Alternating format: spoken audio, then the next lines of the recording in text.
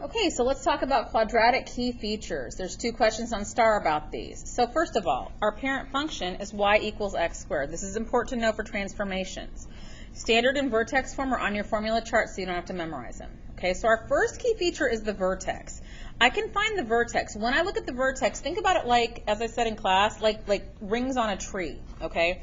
The very center of the tree is my vertex. If I go out one ring, that's my first symmetrical pair, and they share a y value. I go out one more, I have another ring, they share a y value. I go out one more ring, they share a y value. So I look for the center, okay, and then it's surrounded by these rings, by these concentric pairs. Now, this guy right here didn't actually have a partner when I started off. So if I'm trying to figure out what that partner is, let's get to that in a second. Let's talk about that in a minute. Okay, so the vertex is the point without a symmetrical pair that's surrounded by symmetrical pairs, okay? Because this one doesn't have a buddy, right? But it's not surrounded by, it doesn't have values that are the same on either side of it. This one doesn't have a buddy, and it's got a symmetrical pair on either side because symmetrical pairs share the same y value.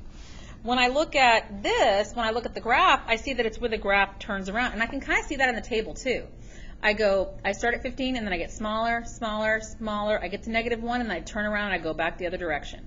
This is the turning point. The somewhat questionable example I use in class is I'm walking down a dark alley. This right here, this is my alley. I'm walking down the alley. I see somebody getting mugged. I'm like, oh, dang, and I turn around, and I go the other way. The vertex is the point at which I realize I am in danger. Okay, and I turn around, and I go the other direction. All right? So that's my turning point. We call it the turning point, and its coordinates are HK, and those are the same H and K that we see in vertex form. Okay? Now, there are other points on this table that don't have a symmetrical partner that I can see, but I can actually generate that.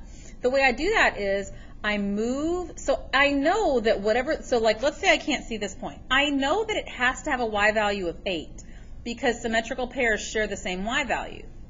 To find the x value, I just continue the pattern that I see. So this is increasing by 1.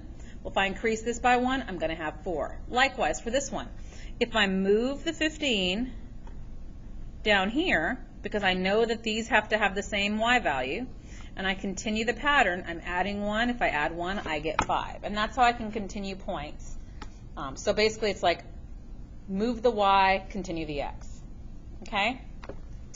My next key feature, and we talked about y-intercept and x-intercept. The y-intercept starts with 0. The x-intercept or intercepts end in 0. Now in a quadratic function, I can have 0, 1, or 2 x-intercepts. Okay? If it turned around before it hit, this one's going to have 1. I'm sorry, this one's going to have none. So this one never is going to touch the x-axis. If it stops and it lands right on the vertex, then it's got 1.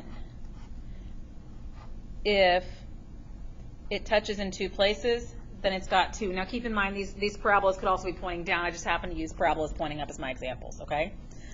All right, so I could have 0, 1, or 2 intercepts. Now also note that, and this is on our formula chart dump, I can get the C value right here. The y-intercept is C in standard form, but it is not necessarily K from vertex form, okay? As we said here, symmetrical pairs share the same value. So if you look at them in the graph, they're across the parabola from each other, and they do have the same y value. -2, 8, 4, 8. -1, 3, 3, 3. 0, 0, 2, 0. And they share the same y value. And they don't have to be, like, there is a point there, but it's like in between, so I'm not, you know, trying to go in between x values, okay? Okay, so the one thing we haven't talked about yet is the axis of symmetry. Okay, the axis of symmetry is a vertical line that goes right through the center of the parabola, and the center of the parabola is the vertex. Okay, when I say vertical line, you should be thinking Vux. Okay, it's a vertical line, goes up and down, and it's got an x equals equation. Well, what x value does it go through? Well, it goes through right here at 1, -1. So that x value is, is 1. So x equals 1 is the equation of this axis of symmetry. All right, and we'll talk about domain and range later. Also, we might have a maximum or a minimum when we look at these values. Let's skip the example that we had and let's jump right into these star questions, okay? If you look at this problem here, it says quadratic function h can be used to model the height and feet of a rocket from the ground t seconds after it was launched. The graph of the function is shown. What's the maximum value of the graph of the function? Now, I know we've talked in the past about how the maximum value is the vertex. Not exactly, okay? So if I look for the vertex is right here at about 3.75, 225.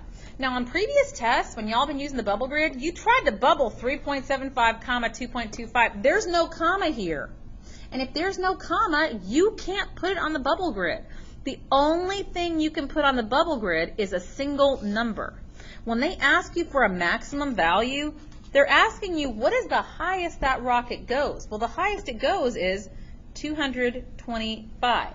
Now, in the algebra bubble grid, now it's not the same for the science, the 8th grade science star, and I believe the biology bubble grid looks like this. I think this is the high school grid.